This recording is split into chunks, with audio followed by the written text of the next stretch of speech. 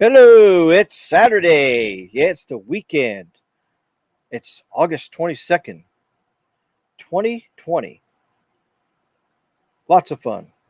It's a beautiful day. I was hearing myself in the background. I think I accidentally have something else on here. Let's see. We are broadcasting on Periscope as well. Oh, yeah, here we go. It's the stream. Check out Periscope. Let me see if Periscope's. It should be broadcasting on Periscope today. It's a new thing. As Carlos was testing on his, where you could broadcast on Periscope. Yep, there it is. I see myself on. That's what I was hearing. I was hearing myself on the Periscope. So there we go. So yeah, you can now watch the live stream on Periscope also. So maybe we'll get a bigger crowd tonight. Awesome, awesome. Don't you love technology? How technology is just like lots and lots of fun. Florida Keys Tech Q&A here. Got a pretty good topic here for you tonight.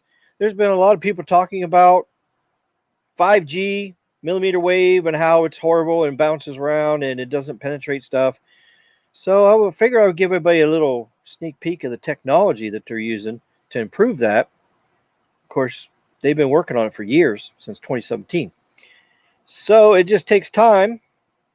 And there's the holographic beamforming that's actually being that's another stream. That's a whole separate animal there. So we'll do that sometime. But I just want to give you guys the foundation and basics on this beamforming. And not only is it going to be used for millimeter wave, it's also going to be used for 5G on low band and mid band because this technology is very good for both. It can make the quality of everything better. The higher quality you have on everything, the better it's going to be. The better speeds, the lower pings, and everything. Everything's connected. 5G is just not an icon on your phone. It's not just an icon. It's not just some way to market and say, hey, we're first. No. 5G is actual technology, and it has to be deployed correctly and right. And right now, the only carrier that's deployed it right and correctly, you guessed it, it's Verizon. Verizon has deployed it correctly using millimeter wave. So just think, if they use these neat little tricks and technology on low band and mid band, what it's going to become. And we already know AT&T is already messing around with low band and mid band. Standalone going to come out in 2021. So 2021 is going to be an exciting year for real 5G. And Verizon's the only one giving us a taste. Yeah, so what if it's only 1% of the United States? Well, it's where it's needed mostly in the urban areas where it's congested and where you need speed. So that's the way it is. So let's go into chat here and see. Let's see who's first today. Well, looky there. Michael's first. Uh-oh. Chopping me off there. Here, keep my. Yeah, I got a little bit more lighting today. I'm still experimenting with the lighting, try to get it perfect and everything. So I still got too much light in front of me. When I get a second LED light, I'm going to mount it further behind me so it lights just the screen up and not me because it looks like I'm out in the sun right now, right? See, I'm out in the Keys. Yay! I'm out in the sunshine. I'm on the beach. So yeah, it's giving me a little shadow effect there. So, but yeah, work in progress. I'm trying to make my channel more professional every day, make it look better. I just ordered a 1080p camera today with the donations I've got.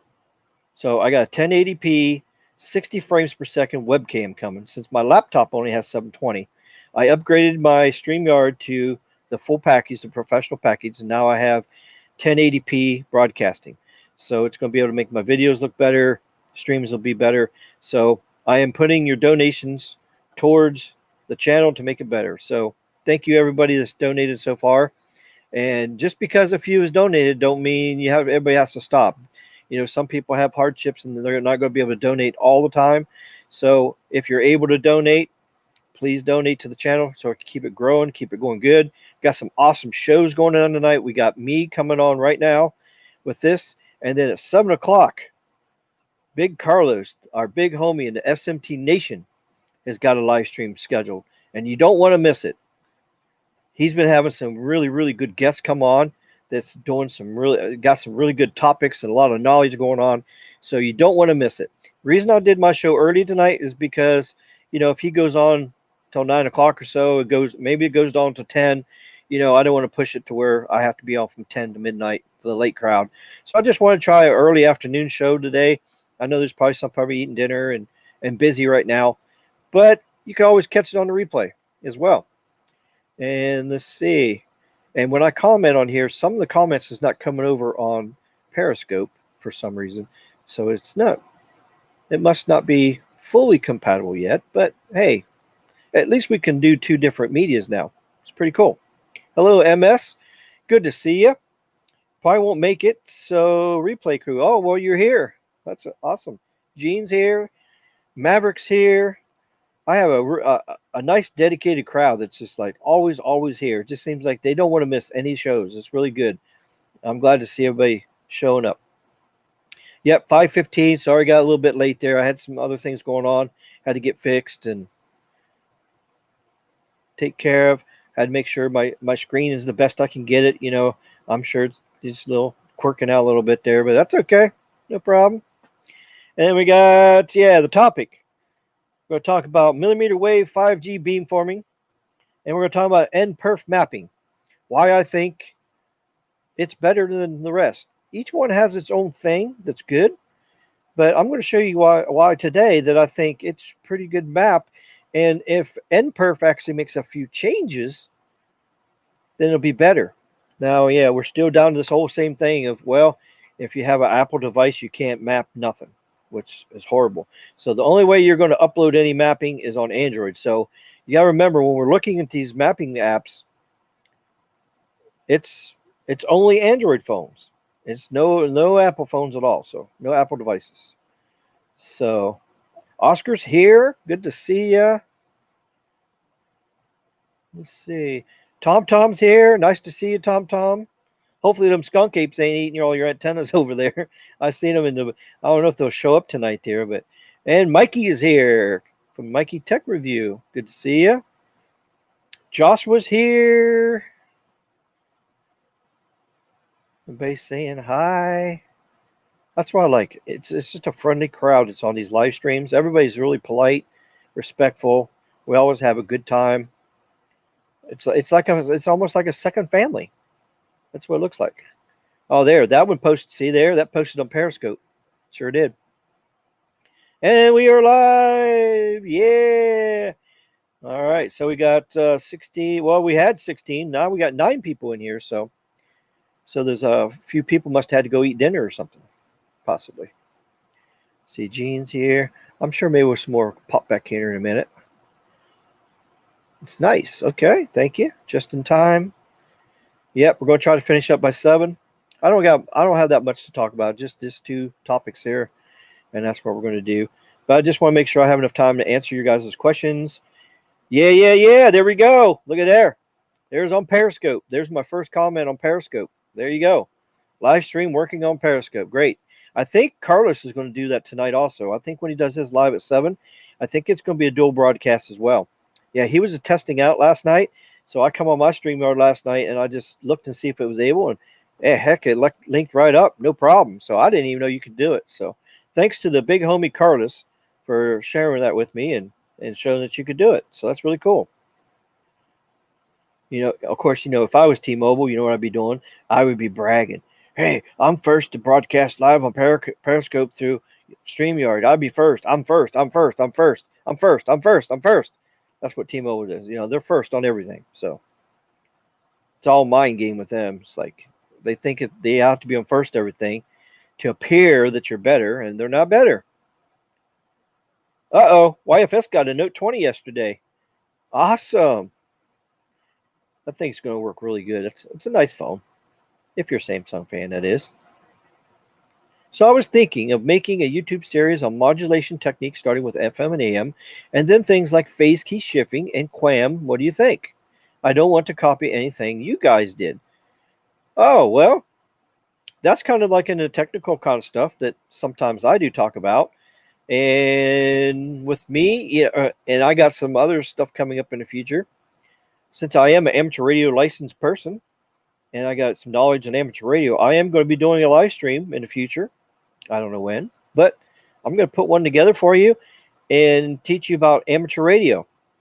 And of course, it may not be interesting to you guys at all, but if you want to tune in and just check it out and see if it's interesting, there is some radio part stuff that I may talk about that can kind of make sense with the way wireless phones and Bluetooth and Wi-Fi works. So it kind of goes hand in hand. It's a communications device, but basically, amateur radio is just a hobby. Basically, you buy all your equipment and you get permission from the FCC to use certain frequencies, and then you just talk to other people, other amateur radio people, as a hobby. You just try to see, talk to as many people, and some people don't want to talk to people, but some people, hey, yeah, it's fun. It's almost a challenge, you know. It's like, well, how many countries can I talk to? Like me, I've talked 37 countries so far on shortwave, which is pretty good. Now, all countries would be amazing feat, of course, but it takes time to do that, and you have to have good equipment. And we got Chase in here. Look at here. Hey, look at Messenger and tell me yes or no for my questions. Okay. We got to get Chase is an amateur radio operator himself. He's up there in Ohio.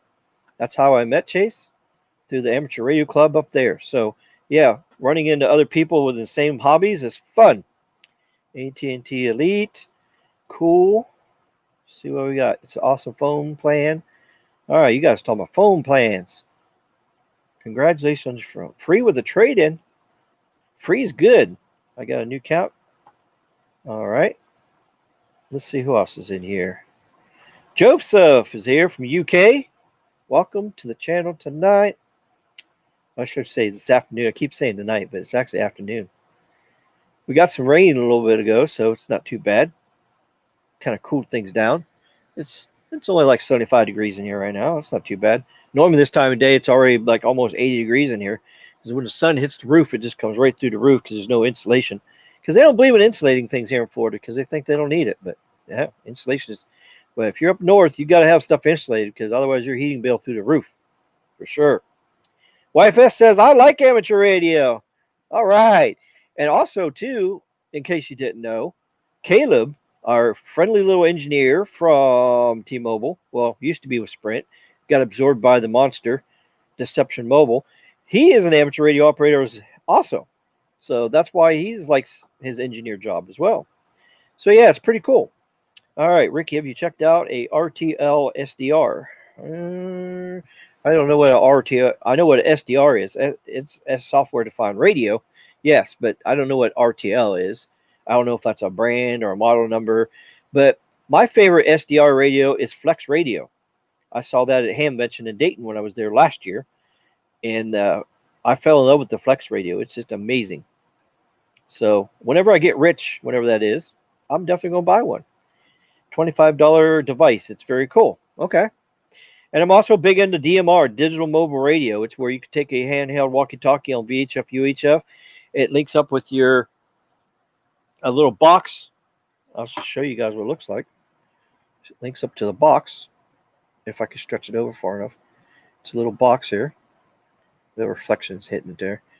But yeah, this box takes the radio signal, converts it into internet signal, sends it to the server, and then it sends it to the other person on the other side, and it sends it through their box or on an actual repeater system, and then sends it out to the radio. So that's pretty cool. And you can talk all over the world with it. So, of course, it's internet dependent, of course. Big Greek God. Any word yet about AT&T doing your unlimited plan changes? They was talking about it on one of the other streams the other day, but I haven't heard when they actually going to do that yet. I think it was the 26th. I think it was. SMT's channel did an actual news video on it and actually put on there when that was coming out. But I don't remember what the date was. But yeah, those new rate plans are coming out. And same with Verizon. They got new rate plans coming out. So they're getting more competitive against Skunky Mobile. That's right, Skunky Mobile. So that's what they're trying to do. They know that those customers are suffering over there. So they're dropping the prices a little bit so that they can leave them and, doesn't break their pocketbook so bad. He says it's a $25 software-defined radio. RTL is the Realtek chipset. Okay, I got you. Interesting. Okay, I have to check that out. Well, that's cool. Well, welcome to anybody that's on Periscope. I made it a public stream, so that way it broadcasts over. Because there's probably a lot of people on Periscope that has no idea that on YouTube we have some really, really great live streams and videos and all that good stuff. So this is a way where I can, broadcast out to some other people and stuff and get some more interest. So anybody wants to join my channel, they can subscribe and yeah, subscribe, hit the notification thing, and also Twitter. I'm also on Twitter, so I always post my live streams upcoming, so everybody knows. It's a really good tool there, so we can communicate. All right, let's see. But will I be copying anything you or the rest of by making modulation series? I wouldn't want to do that. No, I don't think you would be. No, that's okay. Sometimes we do talk about the same things, but you know what the nice thing about us creators are and our channels are is each one of us has a our own little take on it and bring your own knowledge to it. So one person can talk about the subject and then another person can talk about it and maybe there's a few things that they can add to it and stuff like that. So each person has their unique personality on talking about subjects and everything. So don't feel too bad about that. I try to watch as many other channels as possible and see if somebody else does something or a topic. And I try to steer away from it because that's the last thing I want to do is be a copycat. So if somebody's already talked about it, they did a really good job about it, I'll just skip over it and I'll search for something else. But yeah, but you can't go around living in YouTube fear either. You can't sit here and say, well, I'm not going to do this because somebody else did it, because there's a possibility somebody on some other channel did it, but none of the viewers on your channel has seen it. So, you know, it's possible that you could actually help get some people informed about what somebody else talked about on the other side of the country. So I would say go for it, and always widen your viewing range and make sure you subscribe to some as many other channels and watch as many other channels, tech channels. Watch live streams. You can meet some other creative people. It's a lot of fun. I wonder what's in store for those new plans. Yeah, yeah. Just check out SMT's channel, Sneed Mobile Tech.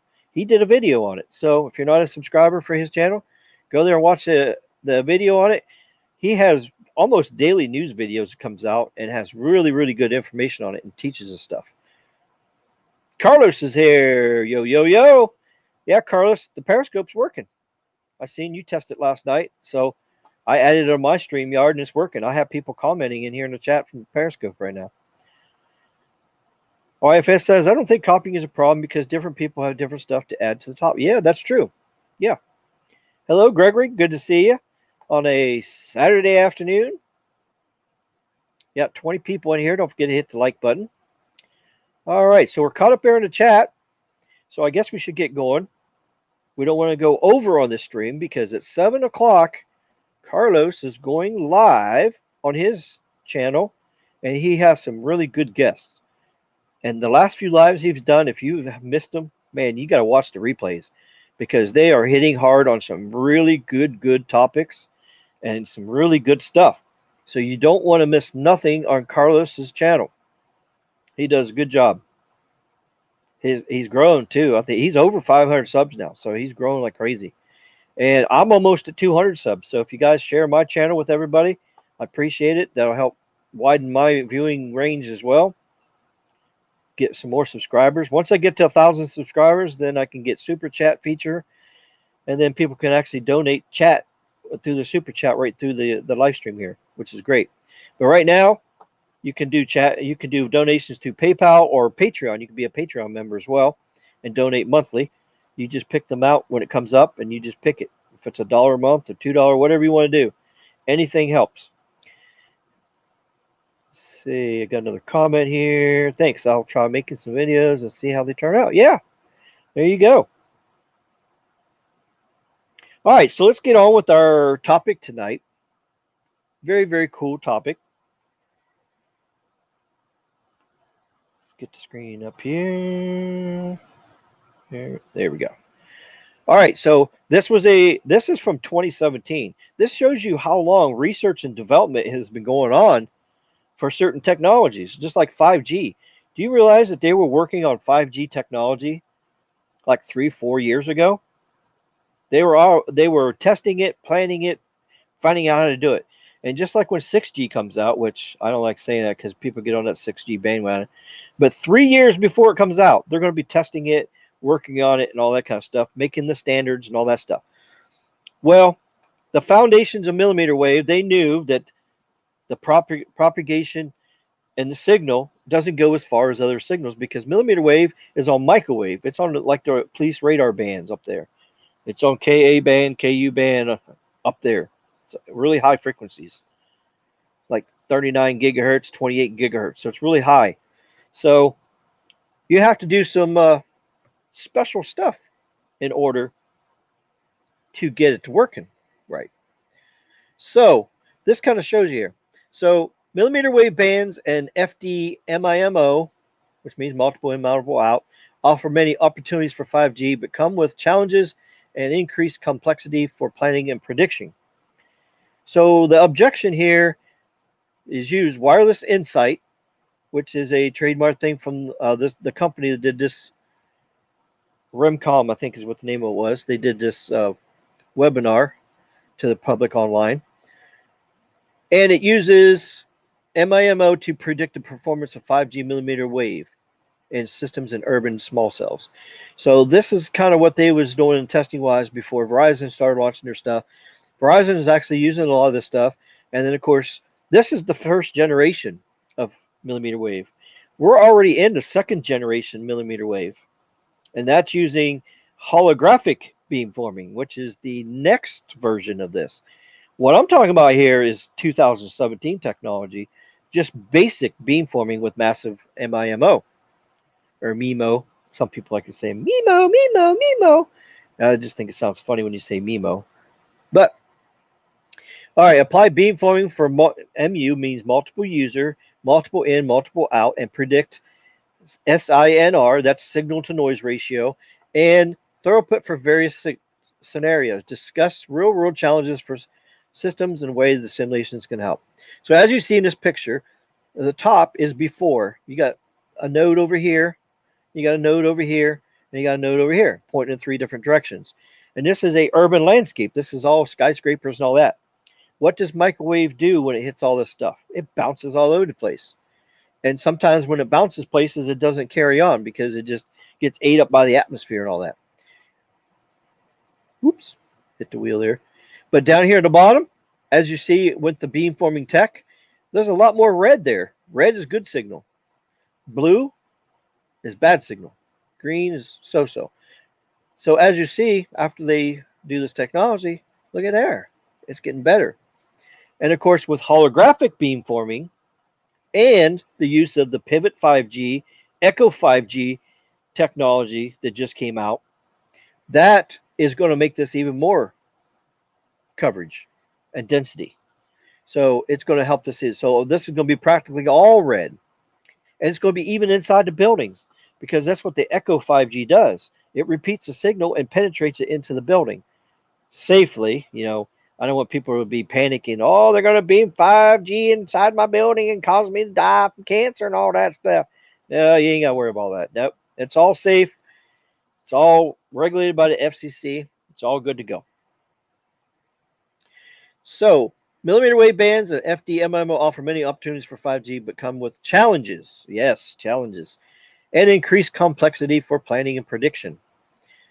Use wireless insight, MIMO, to predict performance of 5G millimeter wave, FD-MIMO systems in urban small cells. Apply beamforming for massive user. I'm just going to say MIMO. And like everybody else does. MIMO. Okay. And predict SINR. That's how they say it. Instead of saying signal noise ratio, they just say SINR.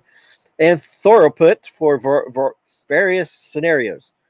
Discuss real-world challenges for systems and ways that simulations can help. I wish Caleb was here. I sent him this live stream. I was really hoping he would pop in here, but he must be busy today, so he couldn't come in here because he's an RF engineer. So he could have really helped me out in this class because basically I am not an RF engineer. I'm just a tech nerd. That's what I am. I'm just a tech nerd. I just love learning about tech, and I love teaching tech. But of course, since I don't have an engineering degree, the only thing I can do is get the information, learn about it, and then repeat it to you guys, kind of like beamforming. It's in extenders and wireless repeaters and all that stuff. Basically, you're just repeating stuff. You grab the information, you repeat it to the other people. That's basically all I am. I'm just a middleman. So I'm doing my best since I don't have an engineer degree. So please excuse me if I say something wrong or I don't say something enough about some of these terms. I'm still learning a lot of these terms myself. But I'm going to try to break things down so that you guys, as the consumers, can understand how it works and how it's going to benefit you without going over your head and with all these big terms and big words and all that stuff. So that's what my goal is. Let's see. Just looking over to chat, see if anything. When I learned about beamforming, I was mind blown. Oh yeah, there you go, YFS. All right, and see, beamforming has already been used in Wi-Fi systems. Wi-Fi 5, Wi-Fi 6 has got beamforming in it too. So it's already using that technology. So, and now they're using a millimeter wave. So it's pretty cool. Wi-Fi and 5G are so close together in technology. You guys have no idea, especially millimeter wave, since it's a very local type signal. Wi-Fi is a very low power local signal as well. So they're pretty similar frequency technologies. Large arrays, which is basically an antenna, can fit in small footprint. Since you go higher in frequency, the antenna is smaller. If you go lower in frequency, the antenna is bigger. So that's how it happens. And that's why you're able to use this MIMO technology so much, because you're in such a high frequency, the antennas are tiny. All right, full dimension MIMO, which through multi-user beamformer provides gains and increased spectral efficiency. Yeah, Caleb could talk for hours about spectral efficiency. And basically that's just being efficient with your spectrum. Beaming your signal 60 miles on N71 is not efficient. You can't do that. That signal is not intended to go that far. And you can't reuse it either. You can't reuse the frequencies because they would collide together. So just like you can't reuse the same lane, you can't put too many vehicles on the same lane because you'll have crashes. And that's what happens in the data world. You got too much traffic, they're going to bump into each other. They're going to slow down. They're going to have bottlenecks and traffic jams. Okay, this comes with many challenges. Millimeter waves suffer higher path losses and large penetration losses from structures and foliage. As when millimeter wave first came out, Carlos used to go testing. And guess what? He was standing there on the street testing 5G, and a bus pulled up in front of him. When that bus pulled up in front of him, it went from 5G to LTE, and the speed test stopped. That's because it's very, very directional signal. The signal bounces off of just about anything, trees, glass, anything like that. So you'll see here in a minute as we go on. But yeah, Carlos proved that. But now with the new beamforming out, the upgrade, the holographic beamforming, and now these Pivot 5G and Echo 5G extenders, repeater extenders with integrated access backhaul with fiber in it. It's wireless fiber. It's sending it from macro sites to these little boxes, and then they repeat the signal back out. And that's what it's doing. It's beamforming all over the place. It's saturating the area. So this second generation stuff is really making a huge, huge difference. Carlos says, that was before now. Oh, I mean, that's the magenta way. Yeah. All right, so here we go. More complex scattering that impacts polarization and phase. Now, polarization and phase. Basically, what that is that's you got two types of signals. When a signal is going through the air, it's either going the wavelength is going up. It's like when you look at the ocean. You got a big boat in the ocean and it makes waves. You see how the waves go up and down as they go through the water. That's the same thing. Signal waves does the same thing. It has waves. It goes up and down. Well, if you turn the signal on its side, the antenna on its side, then it'll actually go this way. It's called horizontal polarization. And then you got vertical polarization. So basically, if this is the antenna, You got vertical polarization. Turn the antenna sideways, now you have horizontal. So now the signal goes this way. It goes left and right as it goes across. So that's what it's talking about when I say polarization and phase. Increased use of MIMO and FDMO make channel modeling easier and complex. All right, so there, let's look at this. The key effects: path loss. That means you lose signal in the signal and the how it is. I'm trying to think the exact word for it. This is signal strength and quality. That's what it is. Signal strength and quality. As you go further away from the antenna, it's called path loss. So that's what path loss is. It's the signal going down as the farther it goes away. Also, atmospheric absorption. So the pure atmosphere will absorb it. You got moisture in the air. You got wind that can affect it. Yeah, actually, wind can affect microwave.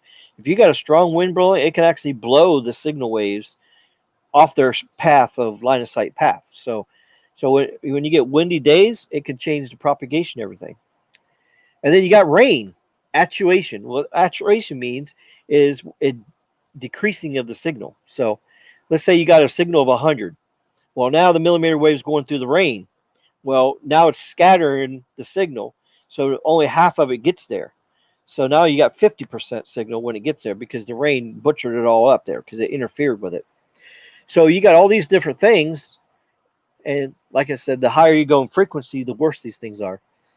So here's a chart here. These are the different frequencies here. See, 1 gigahertz is the lower frequency. You got 1, then the next line is 10, next line is 30, and the next one's 100.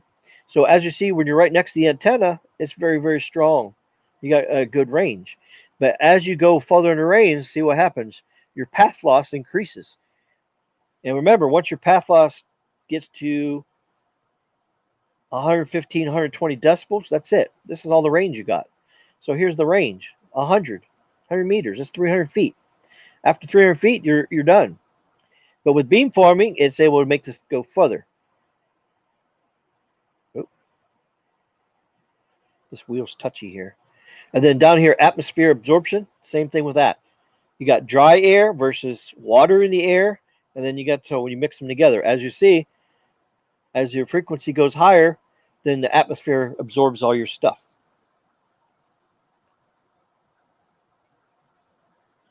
That's right, Mav.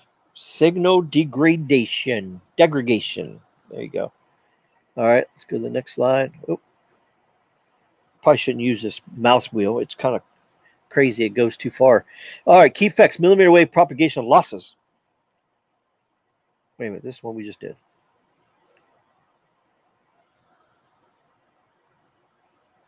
Let me see it. Click it. There we go. All right, key effects: interaction with walls and trees. As we found out, walls and trees. Woo! Walls and trees are bad for millimeter wave. So when you go in an urban area, where is it? What's in an urban area? Walls, trees, buildings. You got all these objects. It's a nightmare for millimeter wave. Penetration loss from structures and trees can be severe. Diffractions. That's what diffractions is, kind of like a deflection. You know, you're deflecting it. Well, diffractions is when you're actually deflecting it and absorbing it at the same time. Reflections have similar strength to lower frequencies apart from scattering effects. Some aspects of outdoor propagation multiplexing are very much the same. So looking on the left, okay, see the signals there on the left? Foliage. That's just foliage. That's trees. And then on the right or in the middle, you got a wall. Look what happens. A wall can like send a signal, like stop it. And then look, a wall reflection. See how the wall can bounce it? It's just like a ping pong ball. You know when you're playing ping pong back and forth? It's about the angle of the paddle and the angle of the board. The ball goes to the hard surface and then makes it a course of change according to which way it's going. So think of the ping pong ball as a millimeter wave signal. Think of the paddle as the tower site or antenna that's transmitting it. You smack that ping pong ball, it hits the table. The table is going to be what's out there: walls, objects, all that stuff. It hits the table, it bounces, and then it goes up And then, of course, the other person with the paddle hits it back and forth. That's how the game goes. It goes back and forth. So whoever is the best at aiming the ball to where it needs to go wins the game. They're the champion ping pong player. I just asked Forrest Gump. He loves playing ping pong. I just love playing ping pong. He got good at it. Well, it's the same thing. If you get good at maneuvering millimeter wave around with beamforming, you win. You win the battle, and Verizon's winning the battle because as they're adding stuff out there, they are making 3 times, 4 times the range with the same equipment. And our buddy SMT, he lives in Cleveland. He's been testing Verizon millimeter wave up there. Carlos has been testing millimeter wave, and he could tell you also that it's becoming better each day as they're tweaking the system and putting these new things in here. It's making it much better. All right, here's a little bit of talking about diffuse scattering here. Check this out. All right, so field scatter in a non-specular direction, partially losing both coherence and polarization. So here you got the incident field. You see how the signal goes out and see how it bounces around. The green dot is let's say that's the antenna. Okay, it broadcasts out. Okay, it hits this building here, and it scatters it and reflects it, and it goes over here, hits this. Same thing, and then it diffuses it and scatters it again, and it goes over here, catches the corner of this building, and then it goes over here, hits this building, and then now it goes back over here, and it goes out here to the person. So you see the red dot? Yeah, they can't get the signal no more. So they got their 5G phone right there, and guess what? It says LTE. That's because it can't get there because this building is blocking the signal right here. So even though it's taking all these bounces, but this last bounces is not getting there because now you're in the shadow of the bounce, and there's nothing else here to bounce it back to you. This is almost like playing pool. Pool is the same thing. It's bouncing the ball on the table. There's a lot of trick shots and all that kind of stuff. If you know how to manipulate the ball, then you're good. You can get it to go in the pocket. And think about the pocket on the pool table as the customers with their phones. So you got your pool stick. You hit the ball, which is a signal. You shoot it across the table. You bounce it off stuff and it end up in the pocket. The ball goes in the pocket, and that's the customer. So it goes right into their phone. And then you win the game. That's how it works. It's very amazing. All right, so MIMO beamforming, what is full dimension MIMO? Tens to hundreds of base station antennas arranged to direct beams in 3 dimensions. So yeah, 3 dimensions. So you're not just putting one signal out there and just hope it hits everybody. You're actually putting signal out there in 3 dimensions so that you can hit more phones. You can hit the shadows where they're at and the weak spots. And see here, that's how they do that with FD MIMO beamforming. Directs beams to each UE. Okay, you wonder, okay, what the heck is a UE? It's a network terminology called a user equipment, aka cell phone or wireless device, I should say. So that's what a UE is. So just think of it as the person's phone. Within the same frequency band, high gain increases throughout the UEs, share frequency increase overall spectral frequency, physical size of the arrays, which is antennas, spacing typically 0.5 wavelength, 0.5 centimeters at 30 gigahertz. Make millimeter wave well suited for FD-MIMO. So as you see here, you got an antenna, you got a massive MIMO antenna. So you got little 64 little antennas all over this thing. Well, one of them antennas is directing to this phone.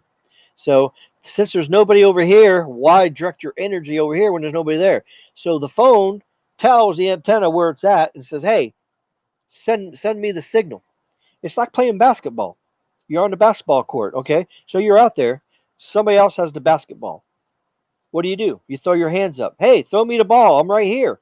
So you look over with your eyes and you go, oh, I see you. Okay. All right. I'm going to send you the ball. Catch it. And what does he do? He sends the ball over to you and you catches it. So the antenna has to see the phone. The phone has to see the antenna. And they have to communicate back and forth and say, hey, send me more signal. I'm right here. There's nobody else around. Why are you sending the signal over there when there's nobody there? So that's called smart thing of how antennas work with the beamforming. Let's see. Maverick says Verizon has made vast improvements to its millimeter. Yes, they have. YFS says, "Whoa, okay, I already woed somebody." Well, that's what I'm here for. I'm here to woe you guys. So yeah, it's 6 o'clock. So Carlos starts an hour. So I just got to keep chugging along here. Not take too long. I don't want to go over on my stream here. I don't want to interfere with his. All right, coordinated multi-point. Okay, that's what comp is. COMP. It's coordinated multi-point. It's just like what I said. You're coordinating where you're sending the signal, just like when you're playing basketball. You coordinate where you're sending the ball, receiving the ball, and sending it back. It's the same thing. Just think of a basketball game, same thing. Well, wireless networking is the same thing. It's almost like a basketball game. Coordinated multi-point, three general categories. Okay, you got coordinated scheduling, beamforming. Then you got joint transmission. Base stations share the channel state and data. Combine beams to increase the signal to noise ratio. There you go, the SINAR. Transmission point selection. Share channel state data and select the best stations fading changes. So this is the three techniques that you use. And look over here. See, you got this antenna is aiming to this phone because it's closer. Because this phone is closer to this, so it's got better signal. Even though this antenna can actually hear him. But he's saying, well, this guy over here hears you better, so you know what? I'm not going to focus my beam on you. I'm going to focus my beam on this phone because he's closer to me. So that's what it is. Everything is smart and coordinated together. You guys have no idea how complicated and sophisticated millimeter wave is and how it's becoming even more every day. They had to do some really serious network engineering to make this tech work. Because before, when they said, oh, we're going to put 5G on millimeter wave, all the radio RF engineers started laughing. They said, well, what's so funny? It's too high in frequency. You got all these factors that's going to kill the signal. It's about too bouncy, too absorbent, to this, to that, to that. And then they said, hey, guys, we're going to make it happen. We have to. The engineers need this. The technology needs it. The cell phone users, they need it. We got all this huge bands of frequencies up there that we can use. I mean, and you can put multi-gigabit speeds. We got to make this work, and that's what they did. Oh, did I go too far? No, okay. How can we capture all these effects and simulations? Here we go. Well, this company with this technology called Wireless Insight, I think it's Remcom is I think it is. So we give them all the credit for this. This is their software and stuff. And of course, you all are not going to be buying this to do it. This is being geared and sold to RF engineers that mess with millimeter wave. So I'm just taking this and showing you how they do it to show you how it's helping you as a customer. 3D ray tracing has been used in situ. Got a word I don't know. Situ performance assessment for years. Increasingly being used for planning for complex urban scenes, small cells, provide accurate channel data with full-time angle, phase, and polarization. How Remcom, yeah, this is the company here. Remcom is addressing key simulation challenges. Runtime, sims, which is simulations in the presentation, use Wireless Insight GPU accelerated ray tracer with MIMO optimizations to minimize runtime. Data can be obtained from data providers and price and has been coming down, so not the barrier it once was. Remcom has partnered and can assist. The complexity of 5G. Remcom is focused on continuous development of capabilities for 5G. So that's what they do. That's how they help Verizon and their engineers master millimeter wave to make it work for the customers. So look here, propagation paths for channel between transmit and receive MIMO antenna pair. So as you see here, see how it's bouncing here, antenna over here, antenna here, see how it bounces around? And you walking through here on your little red line, see how it fluctuates, plus the timing and arrival of the signal too. Because you get bounces and stuff. So you get a signal from here. These are all the different signal times. At all different times as you're walking through here, the signal comes at different times. So you have to be able to manage that so that it works right, because signal coming at different times can cause interference. Okay, now this is a simulation they did in downtown Boston. course, we know Verizon has millimeter wave in Boston. So they want to augment the capacity of existing macro cell in downtown Boston, small cell base stations, 2 on lampposts, 15 meters high, 1 left placed 45 meters up on a building to propagate over the trees into the square. Okay? That's this one over here. Because remember, trees eat the signal, so it doesn't like to go through it. So that's why sometimes they're putting these millimeter waves now on macro sites, because they're trying to get over all the obstacles. And then they're going to use the holographic beamforming with Pivot 5G and Echo 5G to repeat it all over to intensify it in that same area and get it in every nook and cranny. So using new millimeter spectrum, 28 gigahertz, bandwidth 100 megahertz. See, even says Verizon. That's right. This is what they're doing. So there's what they got. 3 antennas here. This is what they use on the MIMO antennas. See, each one of these X's is an antenna. It's a dual antenna. Transmit, receive, cross polarization. So it's not vertical and horizontal. It's like sideways and sideways. So it gives you a good thing here. Massive MIMO base stations. 8x8 array of patch antennas. 45-degree cross polarization. That's what that is. 128 total antenna elements. So you got 128 antenna elements in here. Output is 5 watts. Max ERP of array is 66. That's when you combine everything together. And of course, 66 dB, that's a lot of watts. But what you're doing is you're multiplying. It's not one antenna putting out this huge, I think 66 dB is around 1500 watts. It's a combination. When you add each line together, 5 watts, you add them together. It's combined energy is what it is. It's not one energy. And all these are not focused in the same direction. They're all going different directions with the beamforming. So that's how they can get away with the high power, because it's focused beam energy. That's how they can do it. And this antenna doesn't have much gain. It's not a high dB gain antenna, because each one of these is like a little tiny dipole in here, which has hardly any gain. That's how they can do 5 watts. If you have a high gain antenna, then you have to drop your gain to 5 or like to 1 watt out. So millimeter wave with a high gain antenna is 1 watt out. But when you're using the MIMO, you can go to 5 watts because your ERP comes down and it's more focused. And then you got 120 degree sector horns. So it's 120 degree where the signal can come out. The user equipment, which is UE, single dipole antenna. See there? 2.15 dBi gain. Actually, the I means isotropic, like on a dipole antenna, which actually in real gain, this is really 0.15 dB gain, because you got to when there's an I on the end of dBi, you got to subtract 2.0 off of it. So when you take 2.0, it's hardly any gain at all. That's how they get away with 5 watts, because they're still under the ERP of 50 watts that they can have per antenna on the module. So that's how they can do it. So everybody's saying, oh, millimeter wave is going to fry us and kill us, and it causes the corona and all this bull crap. Oh, it just makes me sick to my stomach. Your microwave oven puts out 1,000 watts. This puts out 5. So if anybody's more fearful of radiation leaking out of a high power signal, it should be your microwave. Because what if it's made in China? What if they left out a part? What if they didn't do something right?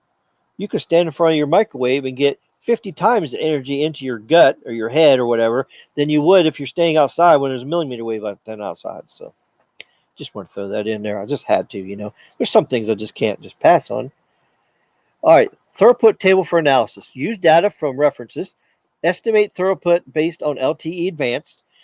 Use throughput versus signal to noise ratio for 1% block error weight from references. Allow up to 256 QAM. That's just a digital technology. Achieving the most 100 megabits in a 20 megahertz band. Approximately 40% theoretical Shannon capacity fits well in this data. Scale up to 100 megahertz bandwidth for 5G. Plot shows results for LTE advanced 20 megahertz band. For 100 megahertz band, apply the factor of 5 times to increase this curve. So this is just showing you how the output goes from down here for the signal all the way up here. And this is for your speed. So the better signal you got, the more speed you're going to have. Once your signal gets down to where it's almost nothing, then you're not going to have much speed anymore. So that's what that's showing. Okay, so here we go. This is before. This is without beamforming. So ambient noise is minus 167. Interference from other base stations. Sonar map shows good coverage near line of sight, but severe shadowing loss from buildings and trees. Interference at cell edges. Okay. Here, see these little boxes? This is interference from the other sites. They're interfering with each other. That's what happens when you beam your signal 60 miles, Neville Ray. They interfere with each other. You can't do that. It's stupid. To even say that on Twitter is stupid. All right, enough rant on Neville Way there. Okay. So here, the blue boxes is your building shadowing, and then the red is your interference from the other cell sites. So you got two problems going here. You got shadowing and you got interference. So that's what makes your signal horrible. So here's your output.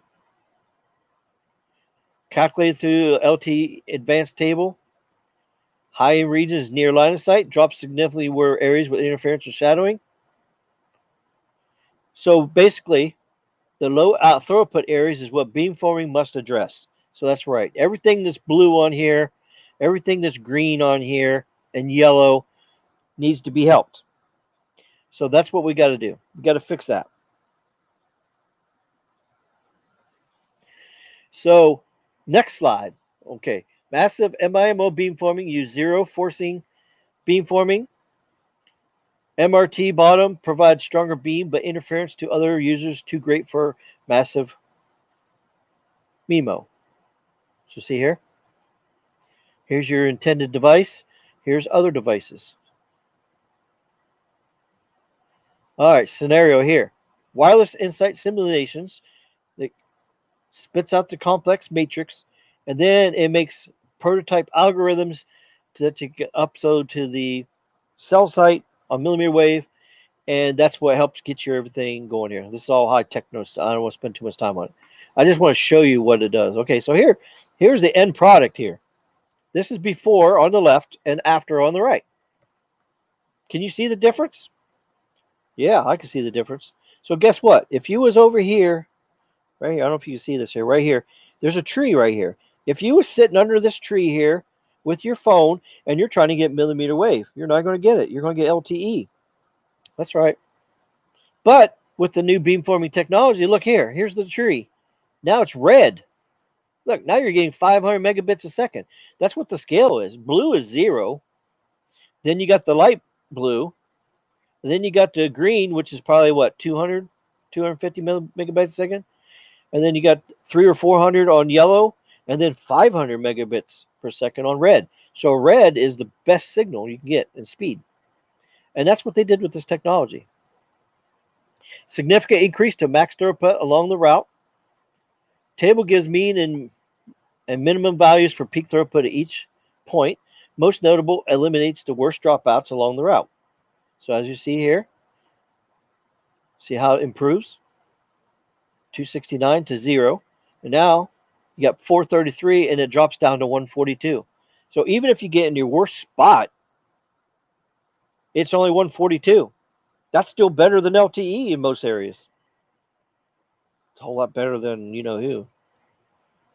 So here, multi-user. So now you got multiple users in here, and now you use the beamforming to focus to the users. So these little red dots here are people. So these little people are all here. You got multiple users here.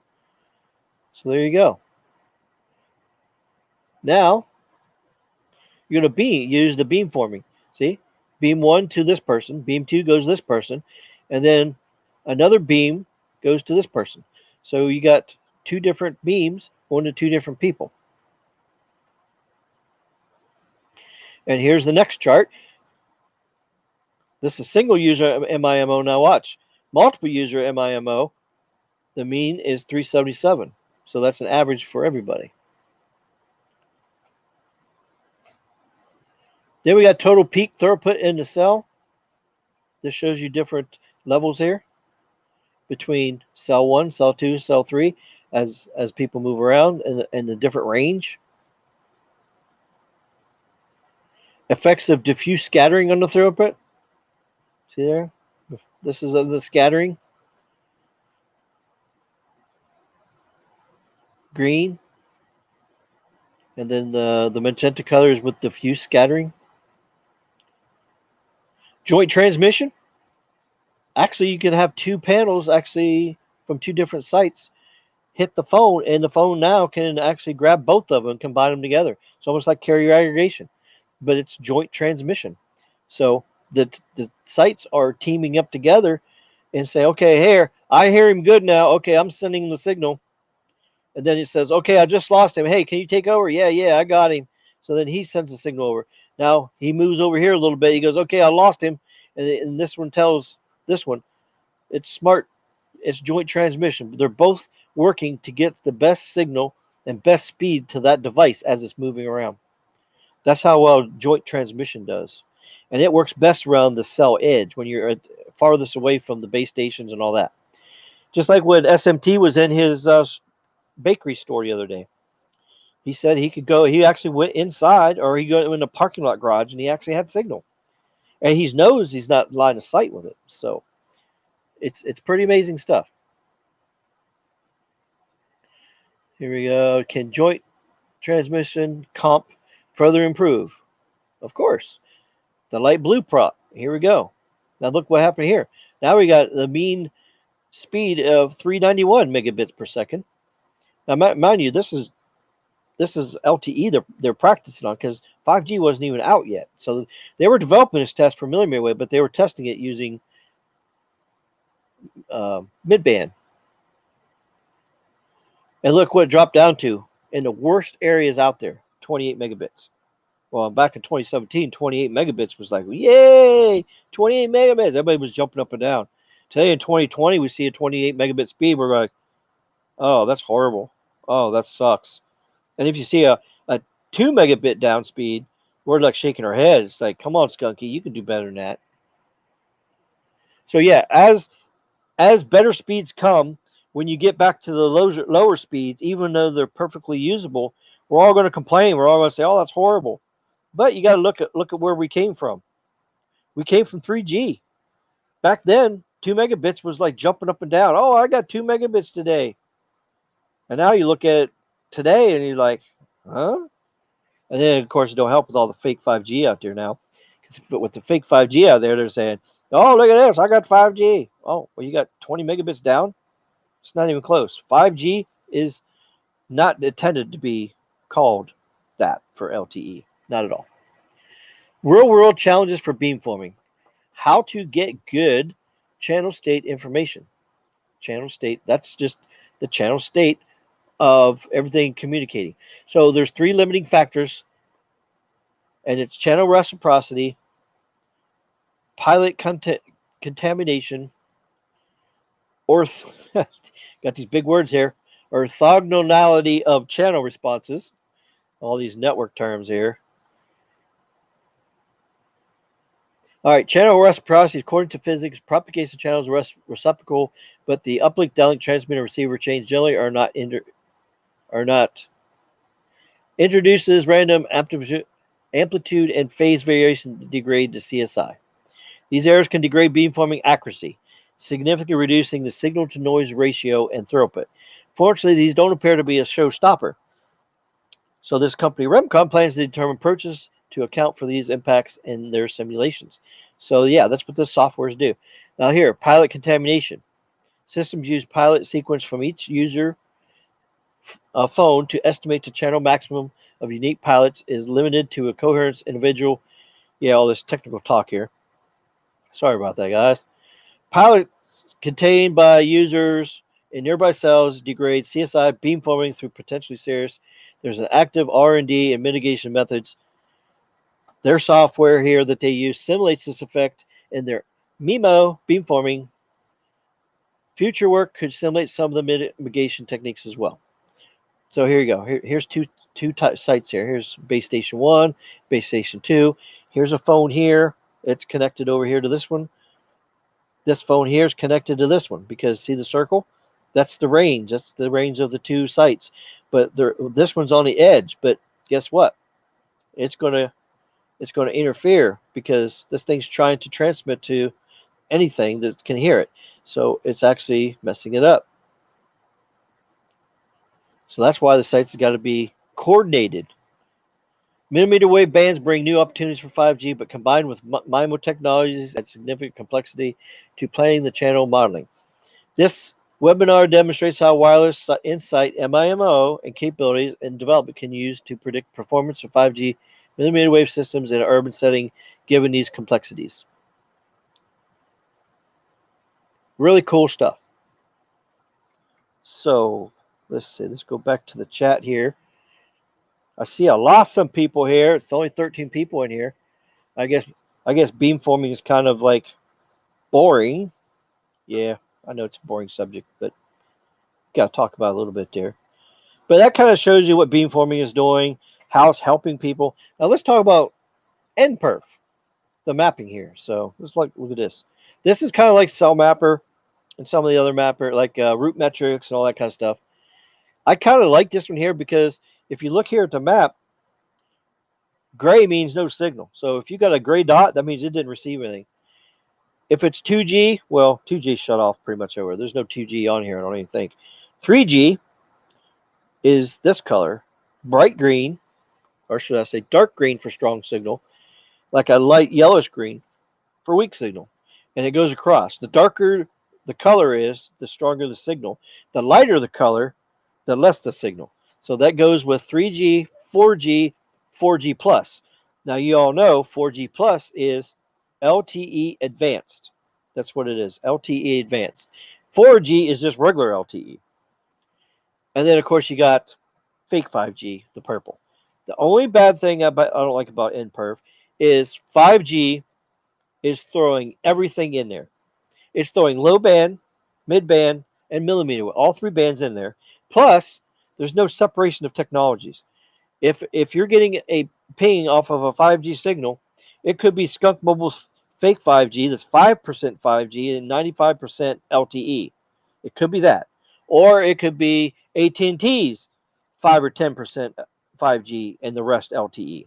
So that's a possibility. Or you could go somewhere and get a millimeter wave signal, and then it'll show up as a 5G icon. So hopefully pretty soon, Nperf will adjust their maps and have three different things. Like maybe they'll have 5G N for non-standalone and 5GS for standalone, and then another one for like maybe just a dedicated one for millimeter wave, because since that's the fastest and bestest.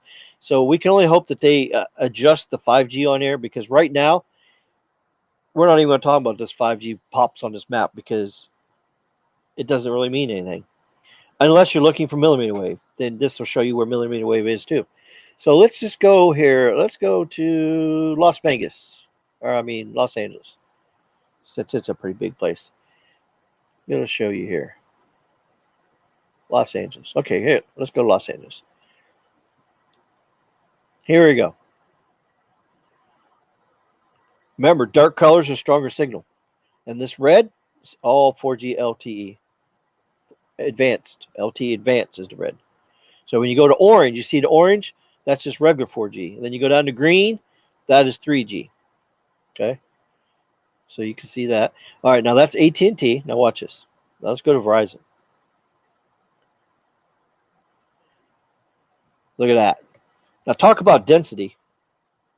That's a whole lot denser. And it's like all 4G plus. All right, now let's go to Sprint. Okay, Sprint.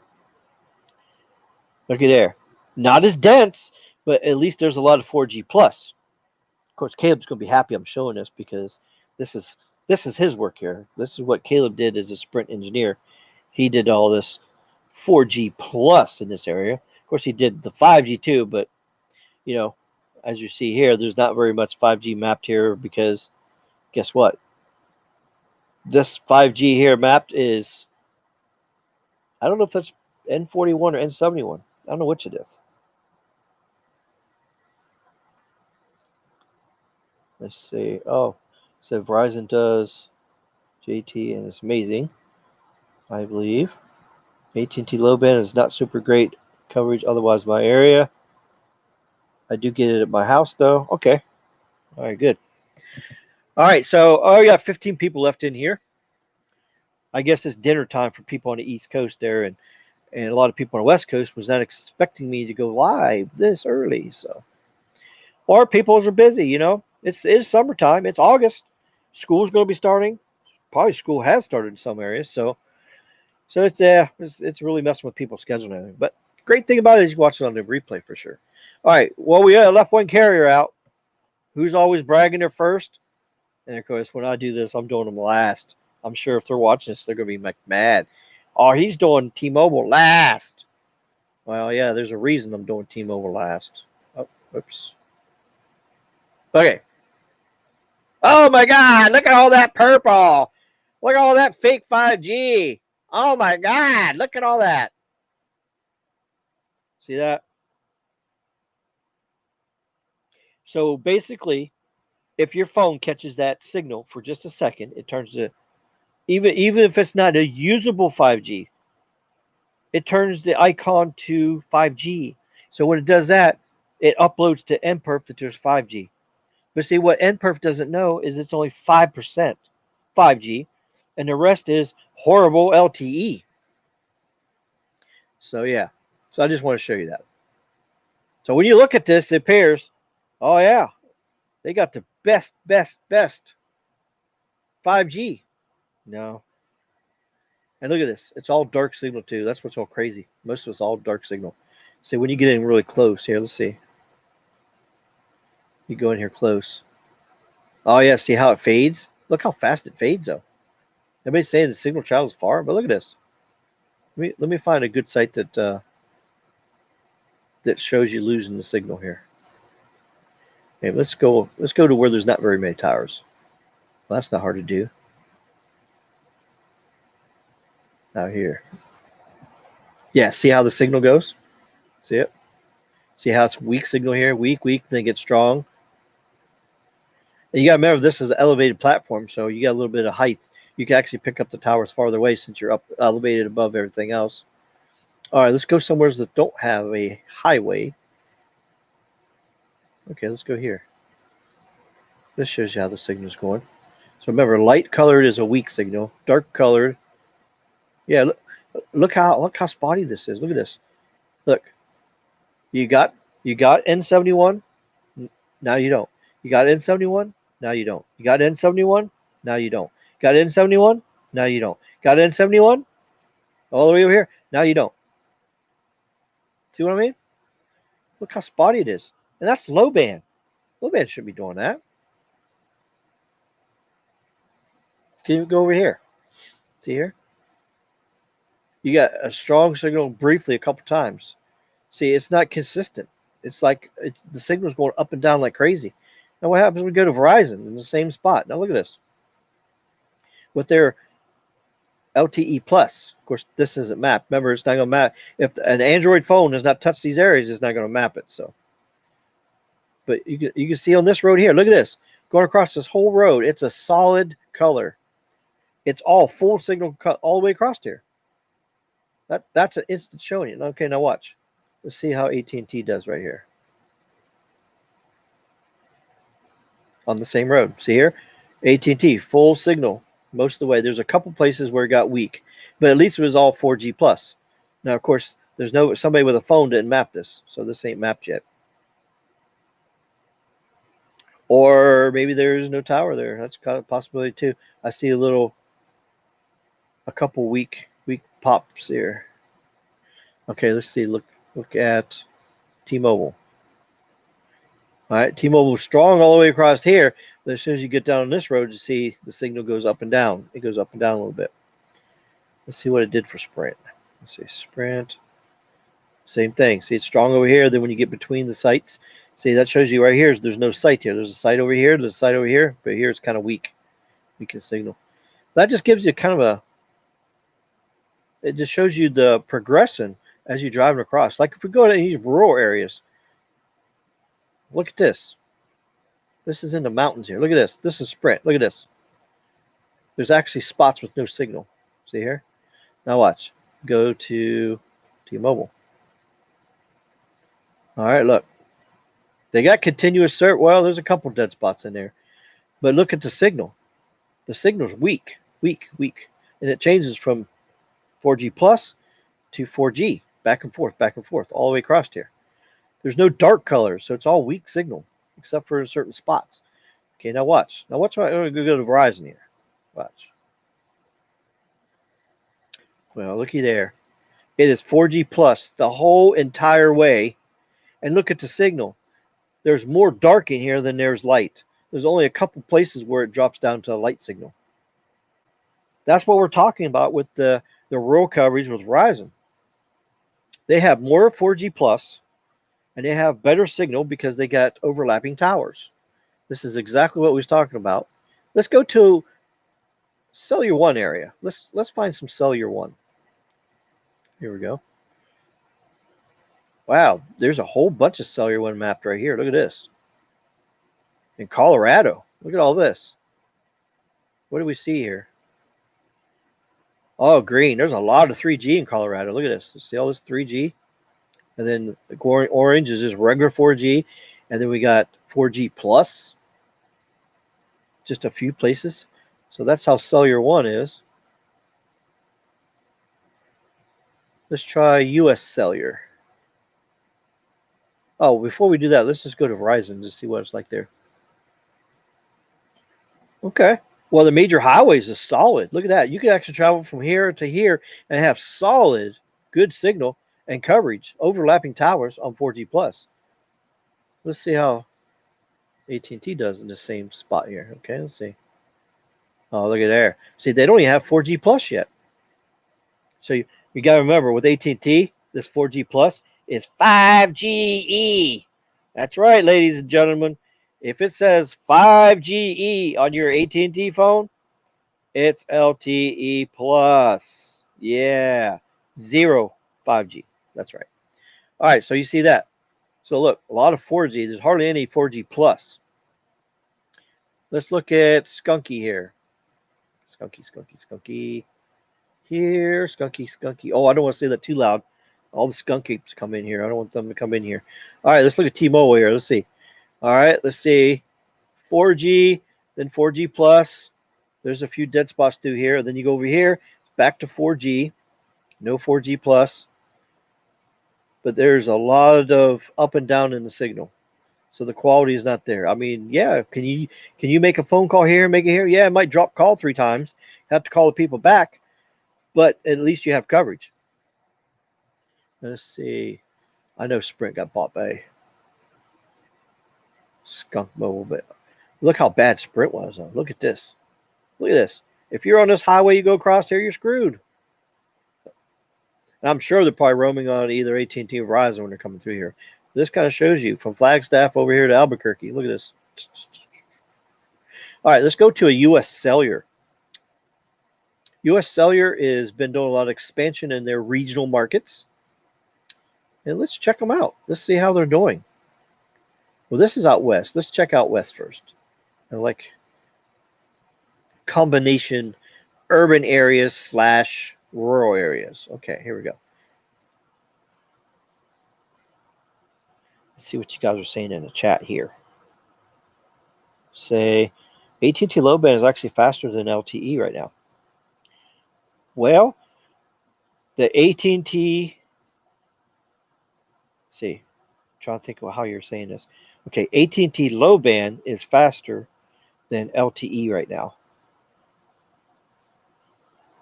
Well, AT&T low band is on LTE. So that's a little confusing. You got to rephrase that question there. Tech Outlaw, hello there. What's up? Glad to see you. Yeah, 5GE is LTE Advanced. You got her. I don't like the marketing either, but the service isn't bad.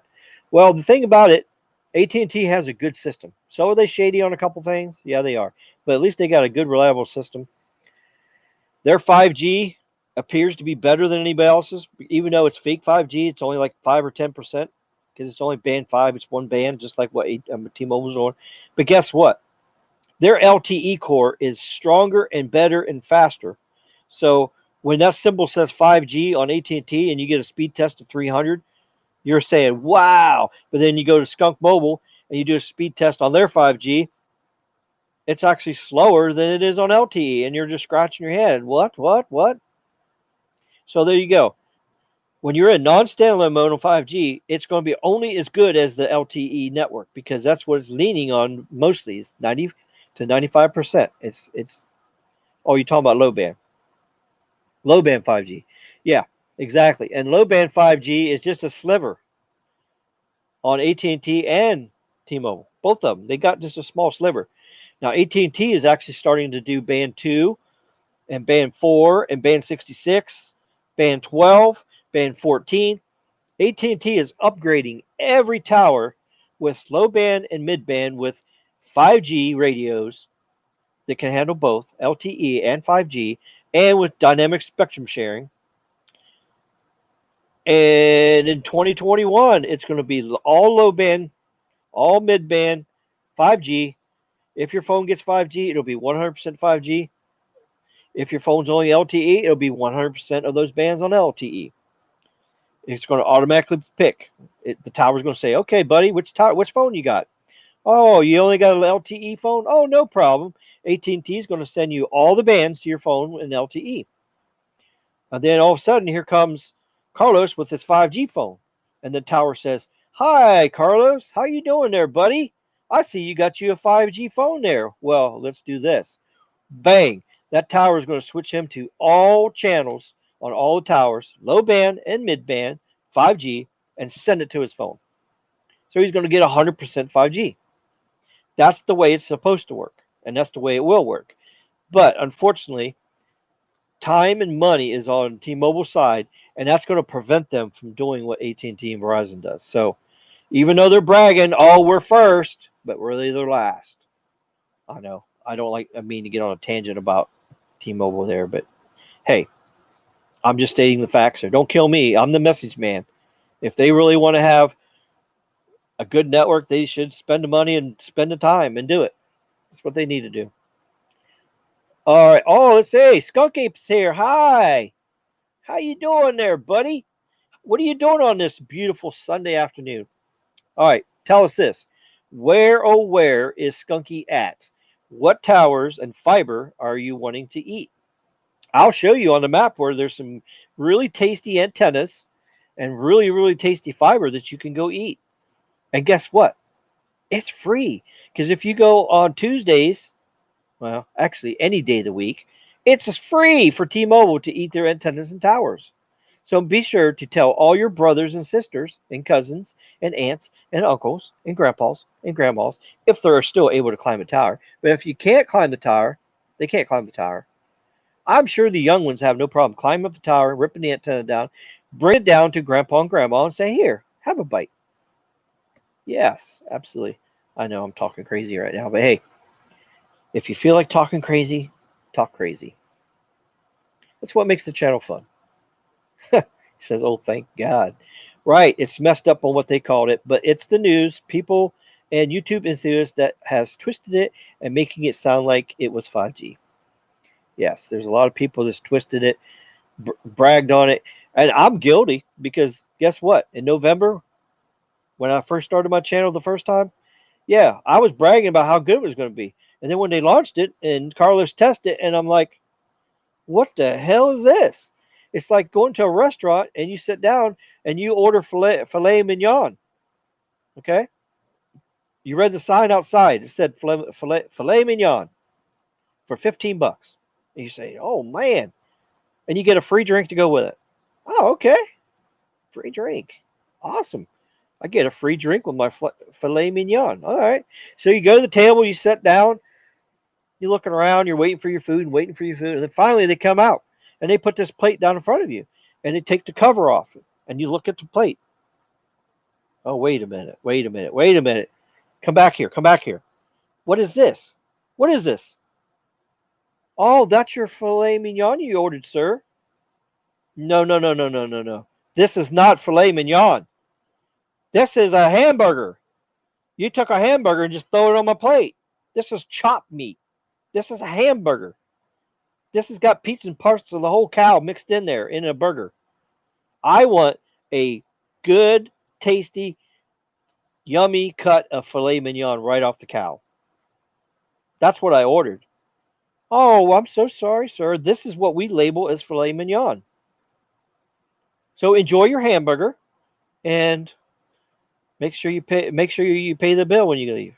What the hell? So what do you got to do?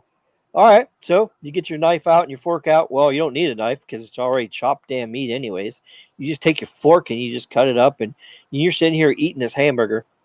That's called filet mignon. Does it have beef in it? Well, yeah, it's got beef in it. Okay, so if it's got beef in it, it's beef. It's filet mignon beef. You know, that same thing. Well, these people are calling 5% of LT or 5G mixed in with the rest of LTE. They're calling it 5G. I have a problem with that. That's not the way it's supposed to be. It's like saying, okay, well, you got 5% filet mignon chopped up in that hamburger, so enjoy it. Yeah, 5% filet mignon, and the rest is garbage meat. And you want me to pay this much money for it, and you eat it? Oh yeah, but enjoy it because here's your free drink. You get a free drink so you can wash that crap down. Okay. So since you're getting a free drink for $10, you accept that hamburger. Oh well, that's very nice of them. Yeah, so I didn't get filet mignon, but I got 5% of it in the hamburger, and I'm going to drink my drink and be happy and just move on. That's what T-Mobile customers do. As long as they're getting free stuff, they'll gladly eat their 5% or 10% 5G and be happy about it. And it's those people there that's putting up with it. They're letting them do it. They're letting these carriers get away with this, being deceptive and stuff. They're the ones that's the problem. So I understand some people have budgets and they can't afford the other plans, but AT&T and Verizon has lowered their prices. So there's a chance for people to dump skunk and go with a good carrier. But hey, if it's good in your area, T-Mobile works in your area, it's the right price, it's working for you, keep it and use it. By all means, I don't want to be the person that is anti T-Mobile. I'm not. I am just wanting them to step up the game, spend the time, spend the money on the network, make it equal or better than T-Mobile and Verizon. That's what we've been saying all along. For sure. Now that I got that rant out of the way. Sorry about that, guys. T-Mobile fiber is least nutritious. Oh no. UPS candy is more healthier than T-Mobile fiber. Oh, here we go. We're going. T-Mobile fiber tastes like bacon. Mmm. Where's the other skunk ape? There's usually more of them in here. I wonder where he's at. Laughing out loud. Hamburger. That's a good comparison. Heck yeah. Yeah, that just popped in my head. Yeah, that's a good way. It's got 5% filet mignon in it, so it's a hamburger. So it's filet mignon, right? Okay. That's the same thing. It's got 5% filet mignon, so it's filet mignon. Okay. It's got 5% 5G, so it's 5G. Yeah. Isn't millimeter wave connection completely 5G? Then because there is no 4G millimeter wave. Right, there's no 4G millimeter wave because it's a new technology. Now, what it is, millimeter wave uses non-standalone, which means it's not 100%. It's basically 95% 5G and 5% LTE because until they have a standalone core that's completely separate that can do 100% 5G, it's not out yet, but it's coming in 2021 for AT&T and Verizon. So then it's 100% 5G. That means low band, mid band, and millimeter wave will be all connected together. And whatever phone you have that's able to do it, if it's got the X60 modem, it'll be able to connect to low band and mid band and millimeter wave at the same time and aggregate them together. Plus, it'll be able to do voice over NR, voice over LTE. That's your phone call going over the data for that. Well, when it's standalone, it's going to be able to do voice over NR. And it has to be standalone to use voice over NR. If you don't have standalone, you can't use voice over NR because the technology is hand in hand. So isn't it kind of a coincidence that T-Mobile launched standalone 5G, yet it can make phone calls, but yet they didn't upgrade any hardware that's 100% hardware to do voice over NR? So That just shows you it's fake. And yes, we have friends of the channel that are engineers from T-Mobile that has told us it's fake. It's not real. It's only the gimmick to say that they're first. So we have engineers telling us that. We got to be careful not say who it is because we don't get nobody fired or in trouble. But yeah, we have proof out there. So we're just not making this up for fun. No, we're bringing you guys the truth because you should know. No, Michael. Uh-oh, Carlos is laughing. What did I say? My family is currently eating T-Mobile coax for dessert. Oh my gosh, that's hilarious. Oh, crazy. So, Carlos, you ready for your stream? 15 more minutes. We'll be going over to your channel. I know I only got 16 people over here watching, so you're not going to get many over here. But hey, 16 from here is good. Better than none. Oh, the core isn't 5G. Is that what you're saying? That's exactly what I'm saying. That's what the engineers are saying. And also, Carlos tested standalone. He tested it. When he had the phone in standalone mode, he was able to make a phone call. And only the X60 modem can do voice over NR. The X55 cannot make a voice over NR call. So guess what? There's no X60 phones out. So how is a phone able to make a phone call using standalone? That's exactly right. It's raccoonery buffoonery, as Mr. SMT would say. It's a hybrid technology. Yeah, that's what I think they should be calling it. It's hybrid 5G. So everybody needs to put that hybrid word in front of it. Well, I was calling it Alpha 5G for T-Mobile, and I was calling it Beta 5G for AT&T. And of course, right now, Verizon doesn't have any low band or mid band 5G turned on. But guess what? They're like ninjas in the night. They're upgrading tower sites like crazy. When they turn their stuff on, they're going to flip a switch and then have a news article next day.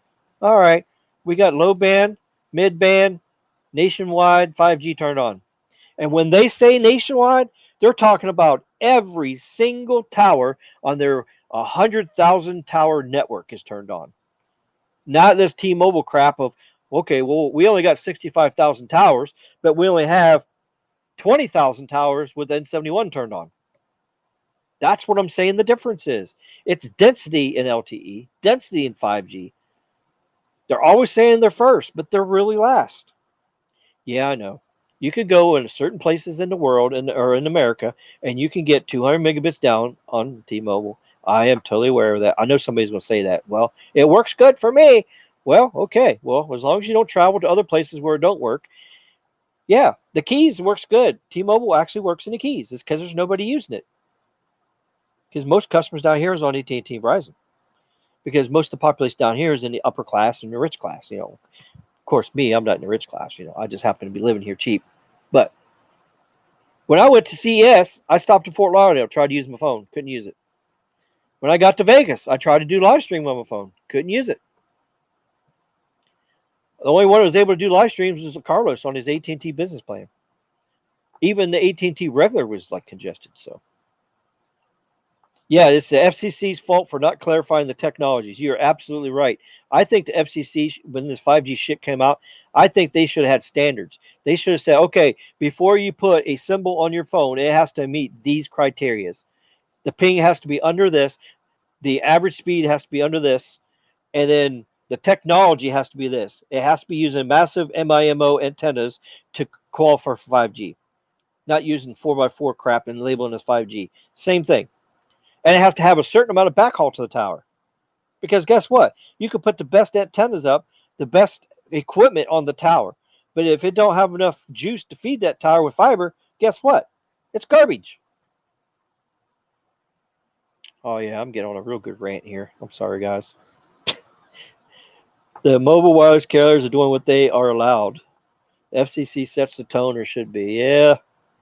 I just think some more stuff should be done because, you know, what brand 256 modem does T-Mobile use? What's a 256K modem you're talking about there, wife? I don't know what you're talking about. A 256K? Skunky!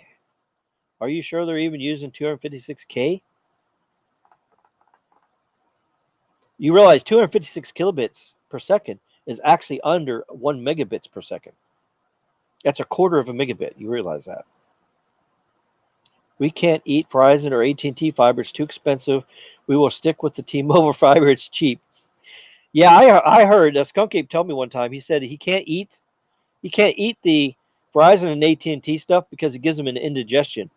Their digestive system can't digest the fiber and the antennas because they're good quality antennas.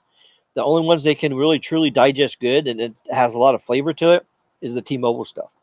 That's right. Cheap, cheap, cheap. Bye. Hi. Bye. Yeah, you know that kick there, that cricket. We are going to start at 4:15. So 4:15. So oh, okay. So you're going to start. So that's 7:15 Eastern time, I guess. I think. Is that correct? 7:15 Eastern time.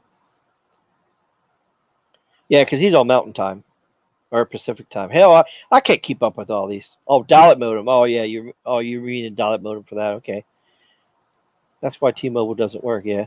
All right, I'm caught up in the chat here. I'm gonna go back on Nperf here, just show you some more stuff. Let's go to some other areas. Let's see. We're on U.S. Cellular. Let's go over here in the mountains part of U.S. Cellular and take a peek over here. Let's see. Oh gosh, there's just not very much coverage over here. That's not fair. I'm not going to the mountains. It's not fair to compare anything with mountains because mountains are hard to cover. Let's go to Maine. I know there's mountains in Maine too, but they're not quite as hardcore. This is over towards the coastline. Okay, now look at this. Here's U.S. Cellular. Look at this. What color is this? Orange. So they got a very extensive 4G network. They don't even have 4G plus yet. And they started doing 5G. There's a couple sites. Oh no, this is not 5. This is 4G plus. So actually there's a couple sites here with 4G plus. But look at the signal quality. Where you have it, it's pretty solid. It's pretty solid and continuous. So it looks like US Cellular are actually deploying stuff pretty good there. Look at that. All right, so let's compare that with T-Mobile. Okay, let's see. Oh, well, only one road's been mapped. Okay. Wow, there's no service there. Look at that gray there. No service.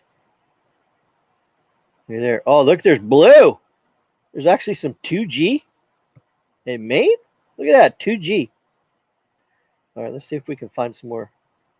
We're having a hard time finding some. Oh, let's go down here. It's a little bit more fair down here. Okay, let's see. See how the signal is. There ain't much 4G plus, but hardly any. But I bet you if we switch to Verizon, we'll have some 4G plus. Watch this. Bam! Look at that. Look at the signal. 4G plus. Look at this. Wow.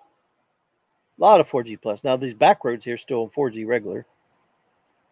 But look at that. Well, look at this road here. On the hilltops, it was actually pinging on Verizon. I bet you if you go to see what it does on AT&T. Oh, AT&T actually has coverage through there. Okay. Wow. So there's parts of Maine that has AT&T coverage where Verizon don't. That's interesting. But look at there. There's AT&T. Look at that. Remember, red is 4G plus, orange 4G, green is 3G. There you go. Let's see, who did we leave out? We left out Sprint, didn't we? Don't want to leave them out. 7:15 my time. Okay, good. All right. So I'll go on to 7:15. We'll play around with these maps here a little bit. U.S. Cellular fiber gives me horrible gas, he says. Holy crap. All right, see you, Joseph. Good to see you. Thanks for stopping by. All right, let's see. Well, we ain't got too much Sprint over here. Oh, wow. Oh, Sprint. Oh, Sprint. Oh, where can you be? Yeah, see, they're regional carriers, so they don't have this stuff covered out very. Okay, let's see. Oh, look at here. There's Carolina Wireless. Let's go down to Carolinas and see what this company's like. Let's see. Oh, wow. It's kind of hard finding anything on Carolina Wireless here. Oh, there's a little bit mapped. I guess not many people have Carolina Wireless that has it mapped on their phone. Let's see how Cellular One is over here. I forget what states they operate out of. Are they just one state? I think this is the only place they operate. Cellular One is just there. What other companies we got here? Okay, we got U.S. Cellular. So we know they're up here in this area, and over here, and up here. That's it. And you can see their 5G they're deploying over here. It's non-standalone. It's only band 71, and I don't think they're using DSS either. So they're doing the T-Mobile approach. So this is pretty much fake 5G, just like what they have. Call it what it is. I don't care what carrier it is, or call it hybrid, or alpha 5G, or beta 5G. Oh, FirstNet. Let's see if there's ever been FirstNet mapped in the United States. Let's see. Just curious here. Let's see. Oh, look at there. There's quite a bit of FirstNet mapped. Wow, look at that. There's a lot of FirstNet over here, over here, over here, over here. Now you got to remember, it's not going to show everywhere because you have to have Nperf on an Android phone, and you have to have it turned on to map, activate mapping. Now it does use more battery because it uses the GPS modem, or the GPS and your modem a lot more to gather the data and then transmit it out. And it will use a lot of data too. I think you can set it to where it only sends data when you connect to Wi-Fi, so it doesn't eat up your data plan on your phone. So I encourage anybody out there, if you got an Android phone, download Nperf. Do some full speed tests on your network and just see how reliable it does. Web browsing, it does video, and also check out Tech Extremist channel. Tech Extremist. He actually does. He did a video not too long ago. He had all 4 carriers with Nperf running, and he was comparing them all. And it's amazing how each one does. And of course, it was also funny too when T-Mobile kept failing, even though it had good speeds and good this and good that, but the test would fail and it had to start all over again. So that just shows you the consistency of the speeds is not good. So there's more than speeds than that. You got to have a consistent data flow and overlapping towers. You can't have good speed here, no speed here, and all that. So, Skunky says T-Mobile fiber and Sprint fiber taste the best. I use the T-Mobile Revel phone. Oh, okay. That's good, Skunky. All right, so here you go. Here's FirstNet. Wow, they got FirstNet down here too, in Florida, all the way through here. Look at here. Wow, a lot of FirstNet coverage. Now remember, you have to have a FirstNet phone that's activated with FirstNet to map it with FirstNet. If you have an AT&T phone, it's not going to map FirstNet. Now the phone will map band 14 on a regular phone. And also FirstNet will map other maps or other technologies too, other bands. But, it's going to label it as FirstNet just because that's what your SIM card is. So that's what these are. These are SIM cards. These SIM cards correlate with the data collection on that network. Now, when it goes to extended LTE or roaming, it doesn't map that as that SIM card carrier's average. So it doesn't put any, because if you're on Sprint and you're out here and you're roaming on Verizon, then it would be cheating because Sprint would be getting credit for Verizon's good coverage on where there's no Sprint towers at all. So that's why they do that. So it only maps their native coverage and everything. So latency matters a lot. Yes, it does. The ping makes the good quality, especially on voice calls too. All right, so what else are we going to look at here? Oh, let's look at the whole picture here. Let me zoom out a little bit where you can see the whole country. And let's just go give you a big picture on each one. Now remember, you can go to nperf.com and look at this online. And you can go to your phone and look at these maps. And then, like I said, if you got an Android phone, you can actually map it. Now, if you got a iPhone or Apple device, you can go to your web browser and go to Nperf and look at all this. But unfortunately, you can't map anything. But you can look at it. All right, so let's start down here. Verizon. There's the whole country of Verizon. Look at that. Isn't that just beautiful? Let me see if I can zoom in just a tiny bit. Oh. Well, it won't let me fit the whole country in here, but here, we'll get most of it in here. Oh, no. That's the best I can do to get the whole country in there. All right, so there's Verizon. Kind of gives you, look at the red. What is the majority of their coverage? 4GE+. And look, it's all dark colors mostly, so it's got good coverage. Now let's go to, oh, here's another one, Union Wireless. Oh, that's in Wyoming, Union Wireless. Wow, they got a lot of 3G. Is that green? Yeah, so if you got that company, you don't even have you don't even have hardly any 4G. You hardly any have any 4G plus. US Cellular, we looked at them already. Okay, here. This shows you where they got the best network. It looks like up in Maine, they got a really good, strong 4G. Over here, they got a good 4G plus network. They're upgrading their Alpha 5G in all these areas over here. All right, now let's look at Skunky. And of course, when you look at the map, what do you see? All this purple, Alpha 5G. Remember, 5% 5G.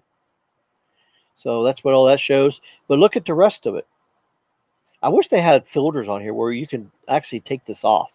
You can actually hide each one of these, because then you can hide the 5G, then it will actually show. Because right now this purple is covering up the 4G plus and this. You know what I'm saying? Because this is the priority color. So if it's got purple, it's going to cover up all this. So you can't see. So as the disease spreads across America, this is going to be more purple, and it's going to hide these, and you're not going to see the network. So maybe Nperf can do this, and they can set this up where we can turn off and on each one of these icons, so we can just look at one of them. That would be a really cool thing, and hopefully they come out with a 3-level 5G, non-standalone, standalone, and maybe millimeter wave, maybe kind of differentiate things a little bit. Well, since they're shut down too, they can get rid of this color. They can just get rid of this and just get rid of it and just move this down. Just have green, and then they can actually use blue for another 5G over here, and then come up with another color, and then have 3 5Gs. So we can only hope that happens. T-Mobile. All right, here's Sprint, regional carrier. Look at the holes. Look at this. But look, where they did have coverage. Look, I do have to say it's pretty strong signal. It's dark colored, and it's 4G plus. So it's a shame that they're going to decommission all of this. They're going to shut down, well, not all of it. Probably a good 75% of all this stuff's going to get shut down. They're going to shut it down. And then they got to start from scratch and then redeploy assets to all the other T-Mobile towers, which I think is the stupidest thing they could ever do. But when they don't have very much money, that's what you're forced to do. All right, yeah, we've seen Sprint. Okay. All right, Cellular 1 is just here in Texas. Oh, look at there. That's not very good down here in Texas. There's a lot of 2G down there and a lot of 3G. A lot of 3G over here. Okay, Cellular 1. Nope. All right, Carolina. Here's this one here. Yeah, this got just a little bit over there. It's a very, very small regional carrier. And then AT&T. And look at that. Yeah, they got a lot of places. Of course, they got a lot of 3G too. AT&T has a lot of 3G. So what's going to be great about that is all they got to do is go and just refarm all these frequencies, get rid of the 3G, and switch it to 4G plus, and then the actual real 5G, and do the DSS. And look at the purple one here. They just started turning on this 5G after, and look, they're already starting to catch up. There's a lot of areas going. Remember, this is just low band now. Band 2 is getting turned on next, and then 4 and 66. And by January, all low bands, all mid bands, all this will be all purple. It'll be low band, mid band, all purple, because it's going to be standalone 5G, 100%. All this area. And then you got FirstNet. So that's how fast they're deploying. They're 80% deployed in the United States. So they got another 20% to deploy. You got to remember, a lot of this ain't mapped. So there's not a lot of FirstNet people probably mapping this with Nperf in their phone. So, okay, so let's put it back on Verizon. Give you boom, look at that. That's just impressive. But anyways, I wanted to show you guys the beamforming tech. I wanted to show you the Nperf map and just show you how you can see the coverage. So if you're thinking about switching carriers, make sure you check out Nperf also. See how good the carriers are in your area. And if you don't have Nperf and you don't map, become a mapper. Download it in your Android phone and start mapping. I know it's going to eat your battery up a little bit, but that's okay. You're going to be helping other people with some really good quality stuff there. All right, so it's 6 minutes after. Carlos is going to be starting very, very soon. So let's end this stream, say goodbye, and let's all jump over to Carlos. Carlos S. Tech. And before I go, let me get you the link, just in case some of you don't have the link. I know all of you probably already know him and all that stuff, but let me just get you the link, just in case you don't have it. That way you know. Here's the link to his stream. It's getting ready to start. Yep, looks like he's got some people already over there. Says it's starting. Yep, in 10 minutes he's starting. Okay, here's the link. There you go. There's the link. Make sure you jump over there and check out Carlos's channel. He'll be going live in 10 minutes. So thank you everybody for showing up. And we'll see you on the next video or the next live stream coming up.